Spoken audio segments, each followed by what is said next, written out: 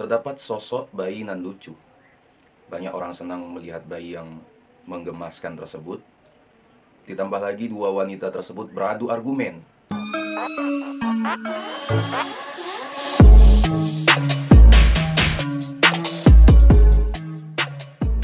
Bismillahirrahmanirrahim. Alhamdulillahillazi an'amana bi ni'matil imani wal islam wa nusalli wa nusallimu ala khairil anam sayyidina Muhammad wa alihi washabihi ajma'in, amma ba'du. Asabiku semua, ini adalah kisah Nabi Sulaiman, Nabiullah yang dikenal kaya raya dan mampu berbicara dengan binatang dan makhluk halus. Suatu ketika, terdapat sosok bayi nan lucu. Banyak orang senang melihat bayi yang menggemaskan tersebut. Kemudian, ada dua orang wanita yang mengaku sebagai ibu si bayi lucu. Keduanya sama-sama menjumpai Nabi yang dikenal berani mempersunting Ratu Bilqis tersebut. Karena sama-sama mengaku sebagai ibu si bayi, Nabi Sulaiman memikirkan bagaimana cara mengetahui mana ibu yang asli. Ditambah lagi dua wanita tersebut beradu argumen dan sama-sama tak ada yang mengalah. Asabiku semua dimuliakan Allah, tak disangka Nabi Sulaiman memberikan saran yang sangat sadis. Beliau menganjurkan bayi tersebut dibelah dua saja. Satu potongan diberikan kepada satu wanita, potongan kedua diberikan kepada wanita yang lain. Bawa pulang semuanya. Kemudian selesailah perkara yang diributkan. Asabiku semua, menyikapi usulan Nabi yang dihormati Bani Israel dan umat Islam tersebut, seorang wanita setuju dengan apa yang dianjurkan Nabi Sulaiman. Tak masalah jika bayi itu harus dibelah dua. Sementara wanita lainnya menangis, tak mau bayi tersebut dibelah dua. Nabi Sulaiman kemudian menyimpulkan, wanita yang tak menyetujui usulannya inilah si ibu asli bayi tersebut. Dialah si ibu yang melahirkan bayi yang lucu tadi. Nah, sahabatku semua dimuliakan Allah, Nabi Sulaiman alaihissalam terkenal sebagai seorang yang sangat cerdas dan kaya raya. Beliau memiliki istana yang berkilauan permata.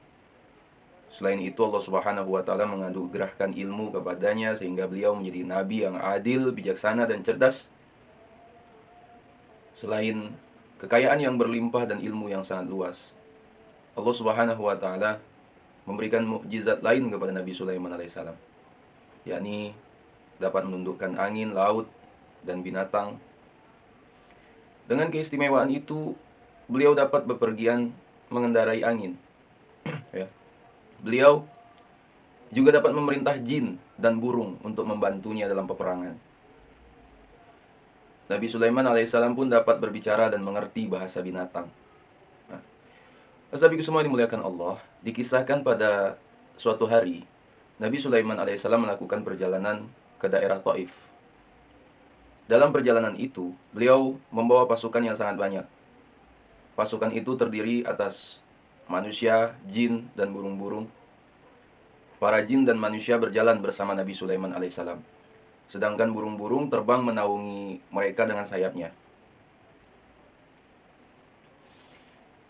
Nabi Sulaiman alaihissalam juga mengatur pasukannya. Di bagian depan bertugas menjaga agar tidak ada yang melewati batas yang telah ditentukan. Ya, pasukan di belakang bertugas menjaga agar tak ada seorang pun anggota pasukan yang ketinggalan. Ya.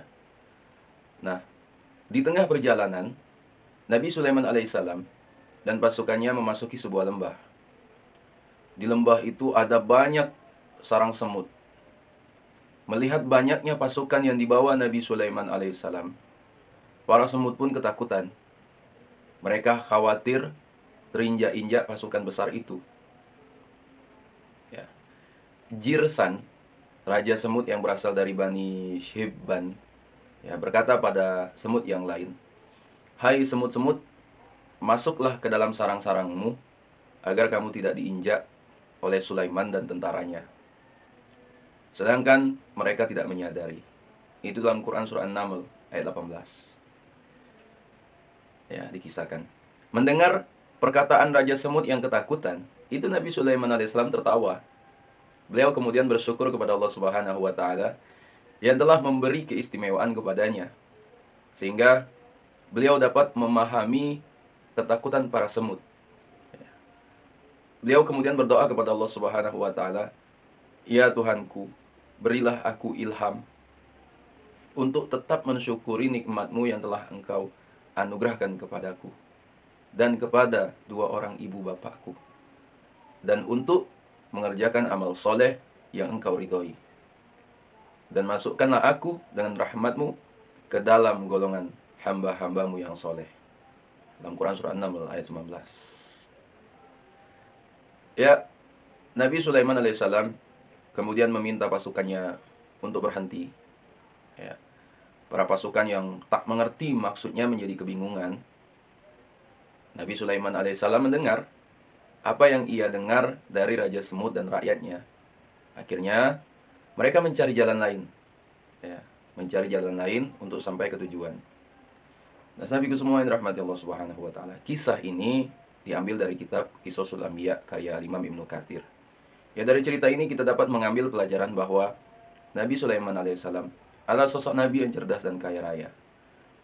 Walaupun begitu, beliau tidak pernah lupa bahwa segala kekayaan, ilmu, dan keistimewaan yang beliau miliki berasal dari Allah Subhanahu wa taala. Nabi Sulaiman alaihissalam pun tidak pernah lupa mensyukuri apa yang telah Allah Subhanahu wa taala berikan kepadanya. Beliau bahkan berdoa agar Allah Subhanahu wa taala terus melimpahkan rasa syukur kepadanya. Ya. Hasabiku semua dimuliakan Allah Subhanahu wa taala. Dengan keistimewaan yang Allah Subhanahu wa taala berikan, membuat Nabi Sulaiman alaihissalam dapat memahami rasa takut yang dialami para semut. Ya. Karenanya beliau kemudian mengajak pasukannya untuk mencari jalan lain. Ya. Para semut pun akhirnya selamat. Karena apa? Karena kebijaksanaannya itu. Dan ya, para semut pun kagum dan hormat kepada Nabi Sulaiman alaihissalam. Ya, sahabatku semua yang dimuliakan Allah Subhanahu wa taala. Pelajaran dan kisah yang bisa kita ambil juga adalah barang siapa terus usia kita cinta kepada makhluk Allah yang ada di bumi, ya, maka makhluk yang ada di langit pun akan juga mencintai kita. Dan hikmahnya lagi, apapun yang Allah berikan kepada kita, maka patut kita syukuri, ya, dengan segala ilmu, dengan segala kekayaan yang Allah berikan kepada kita. Semuanya itu adalah amanah yang wajib kita jaga. Kalau kita mau bersyukur, maka nikmat-nikmat tersebut akan Allah tambahkan. Itu pun terbukti dengan kisahnya Nabi Sulaiman alaihissalam.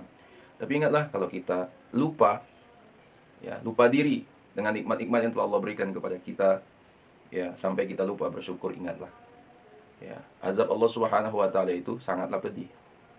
Ya, dari kisah tersebut pun, ya, Allah mengajarkan di balik semua yang Allah berikan kepada kita, nantinya di akhirat akan ditanya oleh Allah Subhanahu wa taala. Mulai dari ilmu kita, mulai dari kekayaan kita, harta kita, semua yang telah Allah berikan, entah itu kebahagiaan, itu semua adalah ujian, dan semua itu nantinya akan ditanya Allah Subhanahu wa taala. Apa yang sudah kita lakukan? Kita punya ilmu, ya, sudahkah kita amalkan? Kita punya kekayaan dan harta, sudahkah kita sedekahkan? Sudahkah kita menzakati dari harta kita itu tadi?